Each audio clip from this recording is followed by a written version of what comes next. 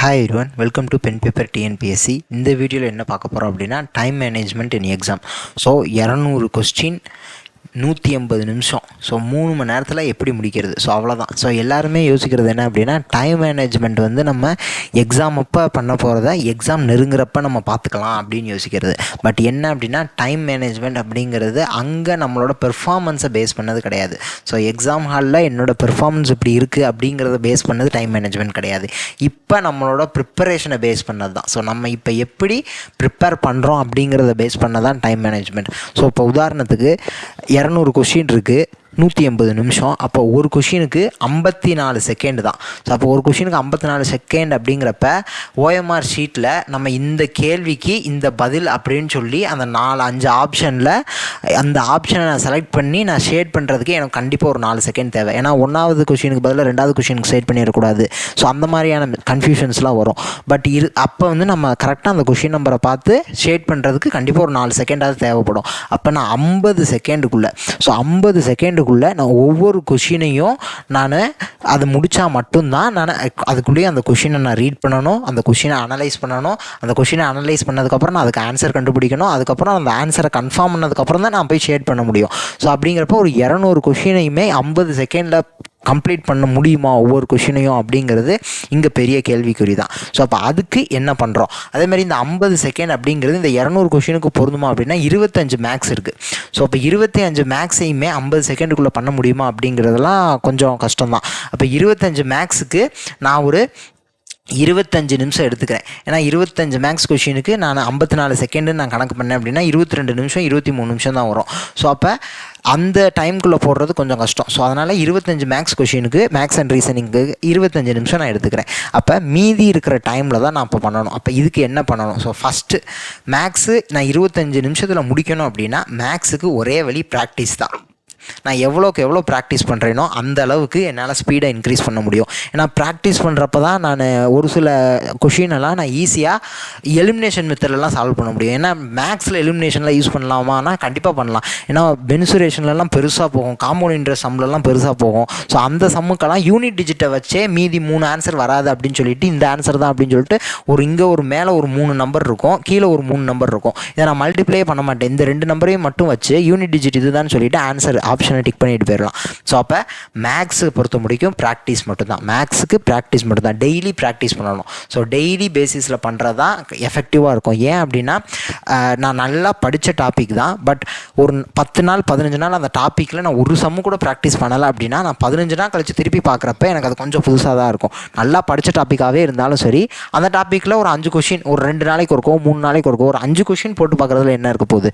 So அதே மாதிரி இல்லைன்னா எல்லா கொஷின் எல்லா டாப்பிக்கையுமே கம்பைன் பண்ண மாதிரி ஒரு செட் எடுத்து ஒரு 25 கொஷின் ஒரு நாள் விட்டு ஒரு நாள், இல்லை டெய்லியுமே ஒரு 10 கொஷின் 15 கொஷினாக கூட நான் பிரித்து அந்த 25 கொஷினை 2 நாளாக 10 15ன்னு கூட நான் பிரித்து நான் சால்வ் பண்ணிக்கலாம்.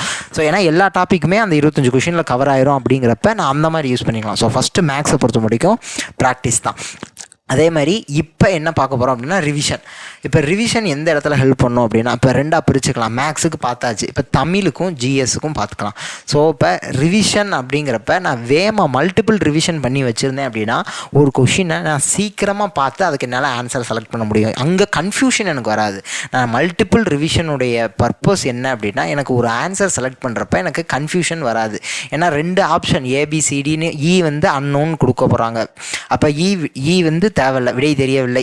அப்போ அதை விட்டுருவோம். மீதி இருக்கிற 4 ஆப்ஷனில் எனக்கு 2 நான் படித்ததாக தான் இருக்கும், ஆனால் சரியாக ரிவைஸ் பண்ணாமல் போயிருப்பேன். ஸோ அதனால் எனக்கு ஏதோ ஒரு 2 ஆப்ஷன் வராதுன்னு தெரியும், ஆனால் மீதி 2 ஆப்ஷனில் பெரிய கன்ஃபியூஷன் நடந்துக்கிட்டே இருக்கும். ஸோ அதனால தான் டைம் எக்ஸ்ட்ரா கன்சியூம் பண்ணுறது. அந்த 50 செகண்டை தாண்டி போகிறதுக்கு ஒரு முக்கியமான காரணம் இதுதான். ஸோ இப்போ அதுவும் ஜிஎஸ்எல்லாம் பார்க்க நிறையா ஸ்டேட்மெண்ட் கொஷின் வர ஆரம்பிச்சிருச்சு.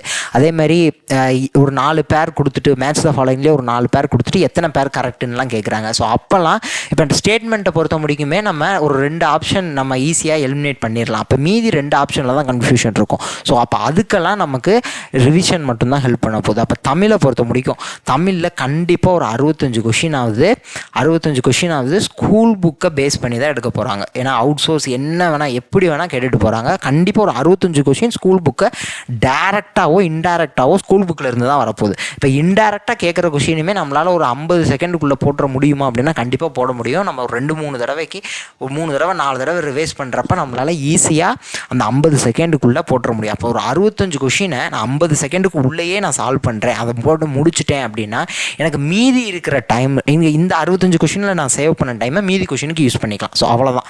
ஸோ அப்போ பேசிக்காக இங்கே ரிவிஷன் அப்படிங்கிறத நான் எதை இங்கே ஃபோக்கஸ் பண்ணுறேன், ஸ்கூல் புக்கு தான் ஃபோக்கஸ் பண்ணுறேன். இப்போ மேக்ஸுக்கு ப்ராக்டிஸ் பண்ணுறோம்.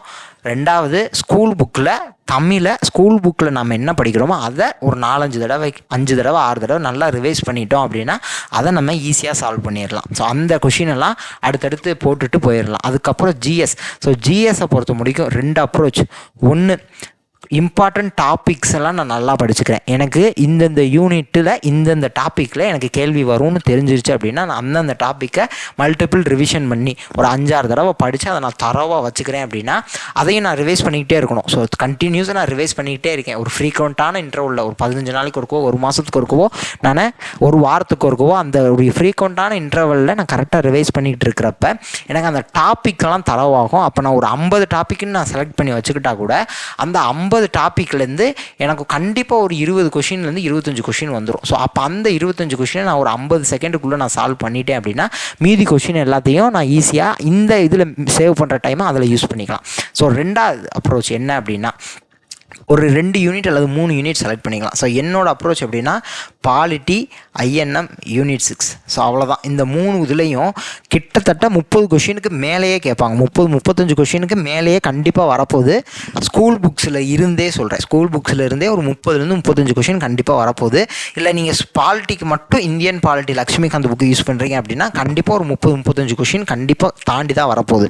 அப்போ இதில் ஒரு 25 கொஷின் மட்டும் நான் 25 கொஷின் மட்டும் என்னால் ஒரு 50 செகண்டுக்குள்ளே சால்வ் பண்ண முடியுது அப்படின்னா மீதி ஜிஎஸ்ல இருக்கிற 50 கொஷினை நான் அதுக்கு இந்த 25 கொஷினில் சேவ் பண்ண டைமை நான் அதில் யூஸ் பண்ணிக்கலாம். ஏன் 25 மட்டும் மென்ஷன் பண்ணுறேன் அப்படின்னா கேரண்டீடாகவே இந்த 3 யூனிட்லேருந்து நான் கொஞ்சோண்டு படித்து கண்டிப்பாக என்னால் 25 கொஷின் போட முடியும். இப்போ ஐஎன்எம்லாம் பார்த்தோம்னா 10th புக்கில் ஒரு 6 லெசனு, +1 புக்கில் ஒரு 3 லெசனு, 12th புக்கில் 8 இல்லை 9 லெசனு, அவ்வளோதான். ஸோ இதை மட்டும் நான் படிச்சுட்டு போனாலே, இதை தாண்டி நான் அவுட் சோர்ஸ் அப்படின்னு போனேன்னா ஐஎன்எம் மொத்தத்துக்கே அவுட் சோர்ஸ் இதை தாண்டி போனேன் அப்படின்னா இதில் இல்லாத கண்டென்ட் நான் அவுட் சோர்ஸ் படிக்கணும் அப்படின்னு நான் விரும்பினேன்னா மிஞ்சி போனால் ஒரு 50 பேஜஸ் வரும். ஏதாவது ஒரு ஸ்டாண்டர்ட் மெட்டீரியல் எடுத்துக்கிறோம், இதில் நான் ஃபுல்லாக படிச்சுட்டேன், நல்லா தரவாக படிச்சுட்டேன் இந்த 3 10th 11th 12th புக்கில். அது போக நான் அவுட் சோர்ஸ் படிக்கிறேன் அப்படின்னா இதில் இல்லாத கண்டென்ட் மிஞ்சி போனால் ஒரு 50 பேஜுக்குள்ளே தான் வரும்.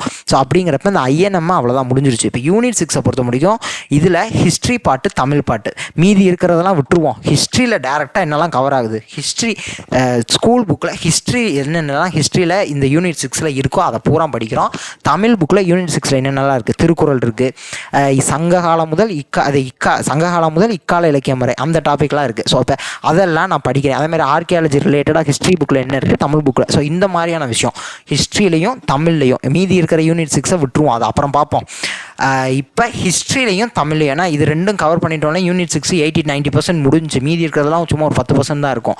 அப்படிங்கிறப்ப ஹிஸ்ட்ரியிலையும் தமிழ்லையும் ஸ்கூல் புக்கில் என்ன இருக்கும் அதை மட்டும் நான் ரிவைஸ் பண்ணிட்டு போனாலே கண்டிப்பாக என்னால் 10-12 கொஷினுக்கு மேலேயே கண்டிப்பாக போட முடியும். அதுக்கப்புறம் பாலிட்டியை பொறுத்த முடியும் லக்ஷ்மிகாந்த் புக்கு. ஸோ லக்ஷ்மிகாந்த் புக்கை வச்சு நான் ஒரு நோட்ஸ் எழுதுறேன் அப்படின்னா தமிழுக்கு லக்ஷ்மிகாந்த் புக்கை அப்படியே டிரான்ஸ்லேட் பண்ண புக்ஸ் எல்லாம் இருக்குது. இல்லை ஏதாவது ஒரு ஸ்டாண்டர்ட் புக்ஸ் நிறையா இப்போ சொல்கிறாங்க. ஸோ அதை யூஸ் பண்ணிக்கலாம் தமிழ் மீடியத்தை பொறுத்த முடிக்கும். ஸோ அதை நம்ம யூஸ் பண்ணி நம்ம நோட்ஸ் எழுதுகிறோம் அப்படின்னா மிஞ்சி போனால் ஒரு 400 பேஜ் போதும். 400 பேஜ் போதும். அந்த 400 பேஜை மட்டும் திருப்பி நம்ம படிச்சுட்டு போனாலே பாலிட்டியில் 15 கேள்விக்கு 12-13 கேள்வி ஈஸியாக போட்டுடலாம். அப்படிங்கிறப்ப இந்த 3 யூனிட்டை கவர் பண்ணால் 25 கொஷினை ப்ளஸ் கண்டிப்பாக 25 கொஷினை தாண்டி நம்மளால் ஒரு 50 செகண்டுக்குள்ளே போட முடியும். அப்போ ஒரு 3 விஷயம் தான் நம்ம பார்க்குறோம்.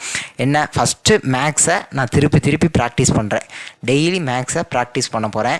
அப்போ அதன் மூலிமா என்னால் கண்டிப்பாக ஒரு 22-23 கொஷின் 25க்கு போட்டுற முடியும்.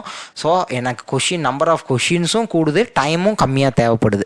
டைமையும் நான் கொஞ்சம் டைம் என்ன அந்த ஒரு 25 கொஷினை ஒரு 23-24 நிமிஷத்துக்குள்ளே என்னால் போட முடியும் அப்படிங்கிறத கொண்டு வந்துட்டேன். ரெண்டாவது, தமிழை பொறுத்த முடிக்கும் ஃபஸ்ட்டு ஸ்கூல் புக்கு மட்டும் நல்லா ரிவைஸ் பண்ணுறேன். ஸோ எல்லாத்தையுமே ஒரு 5-6 தடவை திருப்பி ரிவைஸ் பண்ணிடணும். அதேமாதிரி ஃப்ரீக்வெண்ட்டான இன்டர்வலில் கரெக்டாக ரிவைஸ் பண்ணிக்கிட்டே வந்துடணும். அதுக்கப்புறம் ஜிஎஸை பொறுத்த முடிக்கும் ஒன்று டாபிக் வைஸ் பண்ணுறோம், இல்லை அப்படின்னா ஒரு 3 யூனிட் மட்டும் சொல்லியிருக்கேன். ஸோ அந்த 3 யூனிட்டை மட்டும் படித்தாலே இதில் இந்த தமிழை பொறுத்த முடிக்கும் ஒரு 65+. அதே மாதிரி ஜிஎஸில் கண்டிப்பாக ஒரு 25 to 30 கொஷின். ஸோ ஃபஸ்ட்டு எனக்கு இந்த இடத்துல ஒரு பேசிக்கான விஷயம் கவர் ஆகுது. என்ன அப்படின்னா எனக்கு கான்ஃபிடன்ஸ் கண்டிப்பாக பில்ட் ஆயிரும். ஏன் அப்படின்னா இதில் ஒரு 22 கொஷின், இதில் ஒரு 65 கொஷின், இதில் ஒரு 30 கொஷின் அப்படிங்கிறப்ப எனக்கு ஒரு ஓரளவுக்கு ஒரு டீசெண்டான நம்பர் ஆஃப் கொஷின்ஸ் என்னால் கண்டிப்பாக கரெக்டாக போட்டுற முடியும் அப்படிங்கிற ஒரு கான்ஃபிடன்ஸ் பில்ட் ஆயிரும். அதுக்கப்புறம் இந்த 3 ஏரியாவில் கேட்குற ஒரு 125-130 கொஷினை நான் ஒரு 50 செகண்டுக்குள்ளே ஒவ்வொரு கொஷினையும் என்னால் போட முடியும். அப்படின்னா மீதி இருக்கிற டைமை யூஸ் பண்ணி என்னால் 200 கொஷினையும் ஆன்சர் பண்ணிவிட்டு நான் எக்ஸாம் ஹாலை விட்டு வெளியே வருவேன். ஸோ அவ்வளோதான். ஸோ 2 விஷயம் அவ்வளோதான். இந்த 3 விஷயத்தை ப்ராக்டிஸ் பண்ணுறோம். அதனால் கான்ஃபிடன்ஸ் கிடைக்கும். கண்டிப்பாக 200 கொஷினையும் போட்டு முடிச்சுட்டு தான் எக்ஸாம் ஹாலை விட்டு வெளியே வரும். அந்த 2 விஷயமும் கன்ஃபார்ம் அப்படிங்கிறது தெரியுது.